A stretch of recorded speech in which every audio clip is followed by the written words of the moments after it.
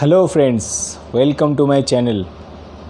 लगभग 8 महीना हो चुका है और 3 वीडियो के अलावा कोई वीडियो नहीं आया अब तक, क्योंकि मेरी जर्नी जो है बीच में रुक गई थी। इसलिए रुक गई थी कि मैं टाइम नहीं निकाल पा रहा था अपने प्रोफेशनल लाइफ से, अपने सर्विस से। तो अब मैंने थोड़ा टाइम निकाला है और अपनी जर्नी को दोबारा फिर से मैंने स्टार्ट किया है। और इस बार जो मैंने अपनी जर्नी स्टार्ट किया है वो किया है माता वैष्णो देवी के दर्शन करके। तो जय माता दी बोलते हुए अपना ये वीडियो स्टार्ट करता हूँ। और मैं दिल्ली से माता वैष्णो देवी बाइक से गया था, अपनी बाइक से। और जो ये पूरी जर्नी है मैंने अपनी बाइक से ही कंप्लीट किया है। अकेला गया था, सोलो राइड था ये। 2500-2600 के करीब मैंने लगभग किलोमीटर राइड किया है। वहाँ से और भी डेस्टिनेशन में गया हूँ, तो आने वाले वीडियोस में आप देखेंगे। तो मैंने ये वीडियो इसलिए बना रहा हूँ कि वीडियो आने में थोड़ा टाइम लगेगा मेरा, आग जो जर्नी है। तो मैं लेटेस्ट अपडेट जो है माता वैष्णो देवी को आपको देना चाहता हूँ। मैं आपको बताना चाहता हूँ कि कैसे मैंने यात्रा पर्ची वगैरह लिया, कैसे रूम बुक किया, कहाँ पे मैं रुका हूँ, तो सब कुछ मैं आपको शेयर करता हूँ। मैं दिल्ली से निकलने से एक दिन पहले अपना RT-PCR टेस्ट करवाया, प्राइवेट में करवाया क्योंकि सरकारी में हो नहीं रहा है। लाल पैथ लैब से कराया और उन्होंने कहा कि नेक्स्ट डे जो है आपके मोबाइल पे आ जाएगा रिपोर्ट।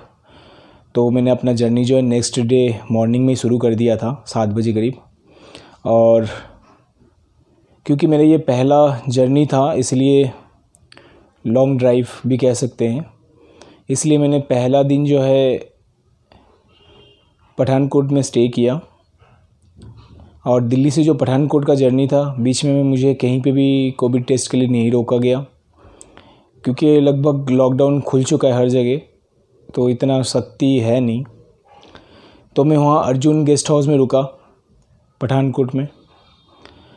और उस दिन रात को स्टे करने के बाद नेक्स्ट डे मॉर्निंग में मैं फिर आगे के लिए निकल गया। तो उसी दिन नेक्स्ट डे जो है, उस नेक्स्ट डे को मैं मॉर्निंग में करीब 7 या 8 बजे करीब निकला था। और लखीमपुर बॉर्डर पहुंचने के बाद वहाँ पे मेरे से कोविड रिपोर्ट मांगा गया। वहाँ पे एक फॉर्म देते आपको पिंक कलर के, वो भरना पड़ता है। तो मैंने वो फॉर्म फिल किया। कोविड रिपोर्ट जो था उसकी कॉपी साथ में दिखाया उनको। तो उन्होंने देख के वो एक पर्ची, छोटी सी पर्ची दे दी। उन्होंने पूछा कहाँ जाना है आपको, तो मैंने कहा जी पहले तो माता दर्शन करना है, उसके बाद आगे का मैं वहाँ से देखूँगा। तो उन्होंने कहा ठीक है, एक स्लिप दे दिया उन्होंने। आप अगर चाहे तो नहीं भी कराए टेस्ट, यहाँ से दिल्ली से नहीं करा के जाए तो भी चल जाएगा, क्योंकि वहाँ पे भी टेस्ट वो लोग कर रहे थे, रैपिड टेस्ट कर रहे थे। और वहाँ पे रैपिड टेस्ट जो जम्मू में आप कराएंगे वहाँ वैलिड है, बस उसमें थोड़ा सा टाइम लगेगा। आप अगर यहाँ से करा के जा रहे तो थोड़ा आपका टाइम बच जाएगा। तो फिर मैं वहाँ से कराने के बाद आगे की यात्रा शुरू किया मैंने। और उसी दिन करीब लगभग 1 बजे करीब मैं वहाँ पहुँच गया, कटरा पहुँच गया। पहुँचने के बाद वहाँ मैंने पहले से रूम बुक कर रखा था। महामई यात्री निवास करके एक होटल है, यात्री निवास धर्मशाला टाइप है लेकिन होटल ही है वो। वहाँ पे मैं रुका। वहाँ पे मैं पहले लगभग 10 साल से जा रहा हूँ। पहले मैं डोरमेट्री में रुकता था वहाँ पे, तो 50 रुपीज़ पर डे का चार्जेस था। और वहाँ लंगर टाइप लगता है, खाना वगैरह फ्री है आपका तीनों टाइम, कोई पैसे नहीं लेते हो। आपकी इच्छा है, आप अगर दान पेटी रखा हुआ है देना चाहे तो दे सकते हैं, नहीं तो कोई बात नहीं है। और फिर वहाँ पे मैंने रूम बुक कर रखा था क्योंकि मेरे पास लगेज वगैरह ज़्यादा था इसलिए। तो चेक इन करने के बाद फिर मैंने उस दिन सोचा कि रेस्ट करने के लिए सोचा, क्योंकि मैं बाइक से गया था। मैंने उस सेम डे उस दिन रेस्ट किया। और शाम को जो है मेरा जो कोविड टेस्ट का रिपोर्ट था वो 48 आवर्स हो चुका था। तो मैं शाम को पता करने गया वहाँ पे, जहाँ पे आपकी यात्रा पर्ची वगैरह मिलता हूँ, मैं पता करने गया कि ये वैलिड है कि नहीं है। तो वहाँ पे एक मैडम बैठी थी, उन्होंने कहा कि हाँ ये वैलिड है, लेकिन अगर हम यहाँ से तो कह देंगे, लेकिन हो सकता है बाणगंगा में आपको रोक दे, लेकिन कोई दिक्कत नहीं है। बाणगंगा में रैपिड टेस्ट हो रहा है। अगर आपका ये वैलिड नहीं भी होगा तो हाँ रैपिड टेस्ट कर लेंगे वो लोग। तो मैं फिर चला गया। रात को रुकने के बाद मैं मॉर्निंग में अपना जर्नी स्टार्ट किया।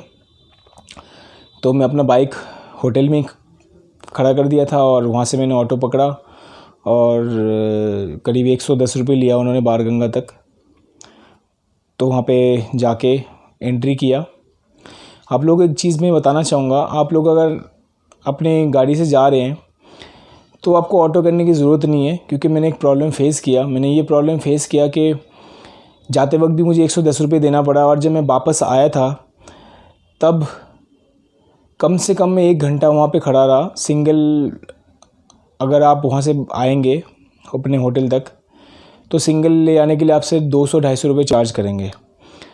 और अगर आप किसी के साथ आना चाहे तो आपको बहुत देर रुकना पड़ेगा। सवारी बिल्कुल भी नहीं है वहाँ पे, आजकल कोई नहीं जा रहा, बहुत खाली है। तो आपको मैं कम से कम 1 घंटा के आसपास रुका हूँ वहाँ पे, थोड़ा सा पैसे बचाने के लिए। तब जाके मुझे 3 सवारी मिला, उसके साथ में फिर चौथा था। वो 4 सवारी के बगैर जाते नहीं हैं, 50 रुपीज़ पर सवारी लेते हैं। तब जाके मैं उनके साथ आया। तो आप अगर आप अपना गाड़ी लेके अपने गाड़ी लेके गए वहाँ पे तो आप अपना गाड़ी लेके वहाँ जा सकते हैं। बाणगंगा के पास पार्किंग है, पार्किंग अवेलेबल है, फ्री पार्किंग है। आप वहाँ पे अपनी गाड़ी खड़ी कर दे, कोई दिक्कत नहीं है। बाइक खड़ी कर दे, कोई दिक्कत नहीं है। वहाँ पे कोई चोरी वोरी होने का कोई डर नहीं है।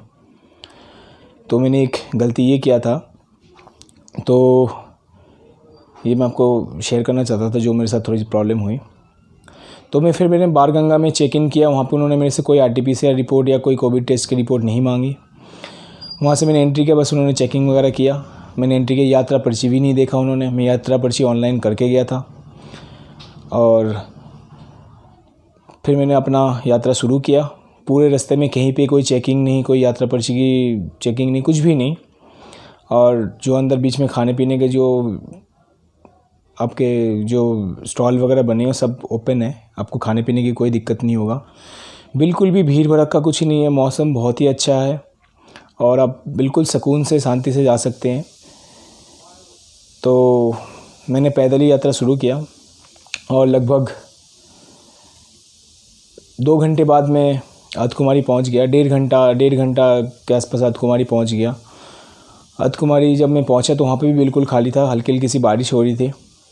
तो मैंने वहाँ किसी से पूछा कि दर्शन के लिए टोकन वगैरह लेना पड़ता है तो वो कहाँ से मिलेगा। तो उन्होंने कहा कि कोई टोकन की ज़रूरत नहीं, आप सीधे जाओ, डायरेक्ट आप दर्शन कर सकते हैं। तो मैंने अपना लगेज वगैरह लॉकर रूम में रखा और सीधा दर्शन किया। 2 या 3 मिनट लगा होगा मुश्किल से मुझे दर्शन करने में। गुफा बिल्कुल खाली था बिल्कुल भी, और आप आराम से दर्शन करके आ सकते हैं। तो मैंने दर्शन किया। करने के बाद फिर मैं अपने लगेज रूम से, अपना लॉकर रूम से अपना सामान वगैरह लिया। फिर मैं आगे की यात्रा शुरू किया। फिर वहाँ से यात्रा जब शुरू किया तो मुझे लगभग अर्धकुमारी से 2 घंटा और लगा जाने में, बिल्कुल खाली था।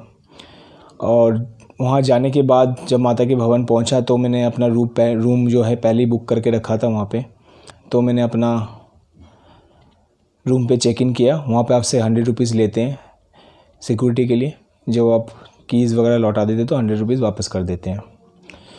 तो जो मेरा रूम था वो 900 रुपीज़ का पड़ा। मैं यहीं से बुक करके गया था दिल्ली से ऑनलाइन, जो आपका शाइन बोर्ड का, जो माता वैष्णो देवी शाइन बोर्ड का जो साइट है वहीं से किया था ऑनलाइन। तो 900 में जो रूम था, बहुत ही खूबसूरत रूम। आपको एक बहुत बड़ा बालकनी मिलता है, वहाँ से आपको बहुत खूबसूरत नज़ारा बिल्कुल आपके सामने भवन दिखाई देगी। और आप अगर फैमिली के साथ जा रहे तो मैं रिकमेंड करूँगा कि आप वहाँ स्टे कर सकते हैं अगर आपको रूम अवेलेबल है तो। बहुत ही अच्छा है। फिर मैं अकेला था तो थोड़ा सा रेस्ट किया मैंने दोपहर को। रेस्ट करने के बाद मैंने सोचा शाम को मैं संध्या आरती में बैठूंगा और संध्या कोई मतलब दर्शन करूंगा। तो थोड़ा रेस्ट करने के बाद 4 बजे करीब लगभग मैं वहाँ से निकला। प्रसाद वगैरह मैं आते हुए ले लिया था पहले ही। तो मैंने पता किया वहाँ पे जो ट्रॉली नया स्टार्ट हुआ है वहाँ पे, आप आने वाले वीडियोज़ में देखेंगे, तो वो शाम के 5 बजे तक ही भैरव मंदिर जाते हैं, उसके बाद नहीं जाते। और मेरा प्लान ये था कि मैं नेक्स्ट डे मॉर्निंग में जल्दी निकल जाऊंगा नीचे, क्योंकि मेरा 10 बजे तक का रूम था तो मैं पहले ही निकल जाऊंगा। तो मैंने सोचा उस सेम डे में ही मैं अपना दर्शन वगैरह कर लूँगा, जो भी दर्शन करना है। अगर भैरव बाबा का दर्शन करना है तो मैं सेम डे में ही कर लूँगा। तो मैं घोड़े खच्चर या पैदल यात्रा करना नहीं चाहता था, ट्रॉली में करना चाहता था। तो मैंने ये सोचा कि अगर मैं माता वैष्णो देवी के दर्शन पहले करने जाऊँ और उसके बाद फिर आऊँगा तो 5 बज जाएगा, तो मेरे को ट्रॉली नहीं मिलेगी। तो मैंने पहले भैरव का दर्शन कर लिया और दर्शन करने के बाद फिर मैंने माता का दर्शन करने की सोचा। तो भैरव के दर्शन करके आने के बाद जब माता के भवन के दर्शन के लिए आए तो लॉकर रूम में मैंने अपना मोबाइल लगेज वगैरह रख दिया। रखने के बाद बिल्कुल खाली था, कोई भीड़ भड़क्का नहीं, कोई लाइन नहीं, लॉकर रूम बिल्कुल खाली। तो वहाँ से फिर मैंने दर्शन के लिए लाइन वगैरह लगता है, आपको पता है, लेकिन वहाँ बिल्कुल लाइन नहीं लगा, बिल्कुल खाली था। मेरे से पहले 5 या 6 जने होंगे मुश्किल से। तो फिर मैंने लाइन में मतलब जहाँ से एंट्री होते हैं वो मैंने एंट्री किया, कोई लाइन नहीं था वहाँ पे। जैसे एंट्री किया उन्होंने कोई यात्रा पर्ची मेरे से नहीं देखा और सीधा मैंने एंट्री कर लिया। एंट्री करने के बाद मुश्किल से 5 मिनट में दर्शन हो गया। तो मेरा मन था कि आरती में बैठने के लिए, लेकिन मैं 5:30 बजे तक मेरा दर्शन कंप्लीट हो चुका था। लेकिन मैं कहाँ मानने वाला था, मन में ठान के गया था कि इस बार आरती में बैठना है। तो मैंने सोचा कि क्यों ना दोबारा फिर एंट्री कर लिया जाए और यात्रा में बैठा जाए। तो फिर थोड़ी देर वेट करने के बाद मैं दोबारा लगभग 15 मिनट के बाद दोबारा मैं एंट्री कर लिया। इस बार मैंने सोचा था कि बीच में कहीं रुक जाऊंगा और जब 7:20 पे होता है आपका आरती शुरू, तो मैं उससे पहले फिर चला जाऊंगा तो शायद मुझे वो लोग बैठने देंगे। तो मैं बीच में एक जगह पे एंट्री करने के बाद बीच में एक जगह रुक गया। वहाँ पे लगभग लगा सकते हैं आप 5:45 बजे से लेकर और 7 बजे तक मैं वहाँ पे खड़ा रहा। तो लगभग 7 बजे करीब जो वहाँ के सेवादार होते हैं उनमें से एक जने आए और देखते हुए कि मतलब कोई बीच में रुका तो नहीं है, तो बिल्कुल क्लियर करते हुए आया। उन्होंने मुझे बोला कि आप यहाँ नहीं रुक सकते, आपको दर्शन करके आगे निकलना पड़ेगा। तो मैंने उनसे कहा कि रिक्वेस्ट किया कि मेरे को यात्रा उसमें आरती में बैठना है। तो उन्होंने कहा कि नहीं, आप ऐसे नहीं बैठ सकते, आपको इसके लिए जो एसडीएम ऑफिस है, तहसील ऑफिस है, वहाँ से एक टोकन मिलता है, वो लेके आना पड़ेगा आपको। तो मैंने कहा उसके कोई चार्जेस वगैरह होता है? तो उन्होंने कहा कि हाँ 2000 पर पर्सन होता है। तो मैंने कहा ठीक है। तो मेरे मन में था कि मैं लगभग लास्ट के 10 साल से ज़्यादा ही जा रहा हूँ वहाँ पे, तो मैंने आज तक कभी आरती में नहीं बैठा। इस बार खाली था तो मेरे मन में था कि आरती में बैठूँ। तो मैंने कहा चलिए 2000 रुपये कोई बड़ी बात नहीं है, माता के दर्शन करने गया हूँ, इतनी दूर से गया हूँ तो कोई नहीं। फिर मैं दोबारा लगेज अपना जहाँ पे लगेज वगैरह रखा था लॉकर रूम में लौटा। वहाँ से मैंने पर्स निकाला, वहाँ से फिर मैंने एटीएम निकाला अपना। एटीएम से मैंने पैसे निकाला, 2000 रुपये निकाला और मैंने सोचा था कि अगर कैश मांगेंगे तो कैश दे दूँगा, अगर कार्ड से पेमेंट होगा तो कार्ड दे दूँगा। तो मैंने जब 8 नंबर में गया, 8 नंबर रूम में होता है वहाँ पे, 8 नंबर रूम पे गया तो उन्होंने कहा कि हाँ जी मिल जाएगा। तो उस टाइम लगभग 7:15 हो रहा था, 7:15 बज रहा था, 7:20 पर आरती शुरू होता है। तो मैंने फटाफट ले लिया, उनसे पर्ची वगैरह ले लिया। लेने के बाद फिर जब पेमेंट की बारी आई तो मैंने उनको बोला कि मेरा कार्ड से पेमेंट, उन्होंने कहा हो जाएगा कार्ड से, लेकिन कार्ड स्वैप करने लगे, वो कह रहे नेटवर्क नहीं है, इस वजह से हो नहीं पा रहा है। पता नहीं वो सच बोल रहे थे या झूठ बोल रहे थे। फिर मैंने कैश ही दिया उनको। तो उन्होंने एक छोटी सी स्लिप दी जिसके अंदर मेरे नंबर लिखा था, एक स्लॉट नंबर होता है, कुछ सीरियल नंबर वगैरह। उन्होंने इसके अलावा कोई कैश की रिसिप्ट नहीं दिया, कोई पर्ची नहीं दी, बस एक स्लिप दिया था। जो जब मैं लाइन में लगा, 2 नंबर गेट से एंट्री होती है वहाँ पे माता के भवन जाने के लिए, मतलब गुफा तक जाने के लिए, वहाँ पे लाइन में लगा तो उन्होंने वो सीरियल वाइज लिया, तो उन्होंने वो पर्ची रख लिया। मुझे कोई जो मैंने पेमेंट किया था उसका कोई रसीद वगैरह मुझे नहीं मिला। मुझे पता नहीं कि वो देते नहीं हैं या मुझे नहीं दिया। तो उसके बाद फिर मैं आरती में बैठा। लगभग वहाँ पे 8:20 तक आरती हुई। बहुत अच्छा आरती, आप लोग, मैं तो कहूँगा आप अगर जा रहे तो आप आरती में बैठ सकते हैं। और अभी बिल्कुल खाली है, ज़्यादा भीड़ भड़क्का नहीं है। मैं अब मेरी आरती की थोड़ा सा वीडियो उसमें डालूँगा, फुटेज जो है इसका। तो वहाँ से आरती ख़त्म हो जाने के बाद 8 साढ़े 8 बजे करीब मैं वहाँ से निकल गया। निकलने के बाद फिर मैं थोड़ा बहुत खाना वाना खा के फिर अपने रूम पे चला गया। नेक्स्ट डे मॉर्निंग में मैंने रूम खाली कर दिया। चेकआउट करते टाइम मैंने कीज़ वगैरह लौटाया तो उन्होंने 100 रुपीज़ मुझे वापस कर दिए। फिर मैं वहाँ से करीब 2.5 या 3 घंटे में मैं नीचे आ गया था। नीचे आने के बाद वहाँ से ऑटो करा मैंने, जैसे आपको शुरू में बताया कि मुझे टाइम लगा ऑटो कर मिलने में, थोड़ा वहाँ कम से कम 1 घंटा खड़ा रहा और नीचे थोड़ी सी गर्मी थी। एक महाशय थे ऑटो वाले जिन्होंने थोड़ा हेल्प करा मेरे जाने के लिए, क्योंकि वहाँ लगभग फैमिलीज़ आ रहे थे तो फैमिलीज़ वाले मेरे को साथ में बिठाना नहीं चाहते थे। तो कोई 3 जने आए तो उनके साथ में मेरे को एडजस्ट करा के बिठा दिया और फिर वहाँ से निकला। फिर मैं अपने यात्री निवास जो वहाँ पे पहुँचा। मौसम बहुत बढ़िया हो गया था थोड़ी देर बाद शाम तक। फिर मैं उस दिन स्टे किया। फिर नेक्स्ट डे जो है मैंने कटरा को अलविदा कहते हुए और आगे की जर्नी स्टार्ट किया। आप आने वाले वीडियोस में देखेंगे मेरी जर्नी। तो ओवरऑल आप अगर आज के डेट में सोच रहे हैं माता वैष्णो देवी का दर्शन करने के लिए तो आप जा सकते हैं। बहुत सुकून से आप दर्शन कर पाएंगे। कोई भीड़ भड़क्का नहीं है, बिल्कुल खाली है और रूम्स वगैरह आपको बहुत स्मूथली अवेलेबल हो जाएगा। एसी रूम ले या नॉन एसी रूम ले, बाकी वहाँ एसी रूम की ज़रूरत है नहीं, नॉन एसी से आपका काम चल जाएगा। और पूरे यात्रा में मुझे कोई तकलीफ़ नहीं आई है। पहले से घोड़े खच्चर वगैरह की दिक्कत होती थी, कोई तकलीफ़ नहीं आई। बिल्कुल स्मूथ रोड है और बिल्कुल साफ़ सुथरा है। आप अगर बैटरी वाले जो कार होते हैं उससे भी जाना चाहते हैं, जो अर्धकुमारी सर भवन तक जाते हैं, उसमें भी जा सकते हैं। आपको पर्ची आसानी से अवेलेबल हो जाएगा। शायद 300 समथिंग कुछ चार्जेस है। स्मूथली अवेलेबल है, कोई भीड़ भड़क्का नहीं है और खाने पीने की कोई दिक्कत नहीं। वहाँ शॉप्स वगैरह सारे खुले हुए हैं। बस यही है कि थोड़ा आप डिस्टेंस बना के चले। इतना भीड़ है नहीं फिर भी।